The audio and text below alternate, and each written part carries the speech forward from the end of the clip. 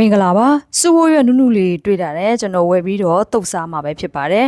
စူဘိုးရွက်ကိုတင်ပြီးွားရင်တော့ရေနဲ့တေချပြောင်းစီပေးပါထိုင်းမှာဟင်းချက်လေးတွေအပြင်ကျွန်တော်ဆေးရုံစကဲပြန်တဲ့ဗီဇာလုပ်ငန်းအမျိုးမျိုးအပြင်တခြားအလုပ်လေးလုပ်ကိုင်တဲ့အတွက်လာရောက်ဆက်သွယ်မြင်မြန်လို့ရပါတယ်ရေနွေးစူတဲ့အထဲကိုစီလေးအနှဲငယ်ထည့်ပေးပါနောက်ပြီးကျရင်စူဘိုးရွက်ကိုရေနွေးဖြောမှာပဲဖြစ်ပါတယ်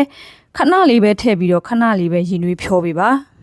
စီလေးထည့်ထားတဲ့အတွက်ကျွန်တော်တို့ရဲ့စူဘိုးရွက်ကလေးကအယောင်လှလှလေးနဲ့စိမ့်စိမ့်ဆူဆူလေးဖြစ်နေမှာပဲဖြစ်ပါတယ်။ရေအေးလေးနဲ့ပြန်စိမ့်ထားပေးပါ။ကြက်သွန်အဖြူအနီနဲ့ငရုတ်သီးအချောက်တောင်းကိုအားလုံးကိုရောပြီးလှော်ပေးပါမယ်။လှော်ပေးပြီးွားရင်တော့ထောင်းလို့လည်းရတယ်လို့စက်တွေလည်းကြိတ်လို့ရပါတယ်။လှော်ထားတဲ့ပစ္စည်းတွေကိုစီအနှဲငယ်ထည့်ပြီးွားပြီးဆိုရင်တော့ကျွန်တော်စီတက်တယ်လို့မျိုးပြန်ပြီးလုပ်ပေးပါမယ်။ပြီးသွားရင်တော့ထိုင်းငပိရေကိုထည့်ပေးထားပါတယ်။ရေထည့်ပေးပါရေကတော့နည်းနည်းများများလေးပို့ထည့်ပေးပါဒါကတော့ဝတ်သားရဲ့အခောက်ကလေးတွေဖြစ်ပါတယ်ကျွန်တော်ပြုတ်ပြီးသားကိုဝယ်ထားတာပဲဖြစ်ပါတယ်အရသာအတွက်ငါးငံပြရဲ့အနှဲငယ်နဲ့အရသာမှုတ်ကိုထည့်ထားပါတယ်ဝတ်သားအခောက်ကပြုတ်ပြီးသားကိုဝယ်ထားလို့အခုလိုတအောင်လေးနဲ့ကျွန်တော်မိပိတ်လိချင်းပဲဖြစ်ပါတယ်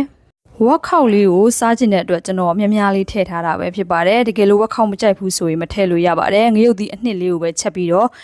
အခုလိုမျိုးရောပြီးတော့တုတ်စားကြည့်ကြည့်ပါနောက်ပိတ်ဆုံးကြရင်တမယာသီးလေးပို့ထည့်ပေးပါ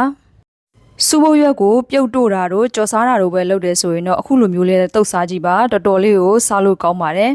စူဘိုးရွက်မကြိုက်ဘူးဆိုတဲ့လူတော့အရသာထိထိမိမိလေးနဲ့အခုလိုလေးတုတ်စားကြည့်ရင်ကြိုက်သွားမှာပါတော်တော်လေးကိုစားလို့ကောင်းပါတယ်ဝက်ခောက်လေးနဲ့စူဘိုးရွက်နုနုလေးနဲ့အရန်ကြီးကိုလိုက်ဖက်ပါတယ်ဘေးနိုင်ငံကပဲဝင်လာထိုင်းလေစိတ်မှာတစုံတရာရိတ်ခဲ့သည်ရှိတော့ပြန်မလွတ်ခဲ့သည်ရှိတော့ကျွန်တော်ကိုဆက်သွယ်လာလို့ရပါတယ်ဗီဒီယိုလေးတွေကိုချစ်ပေးတဲ့အတွက်လည်းအားလုံးကိုကျေးဇူးတင်ပါတယ်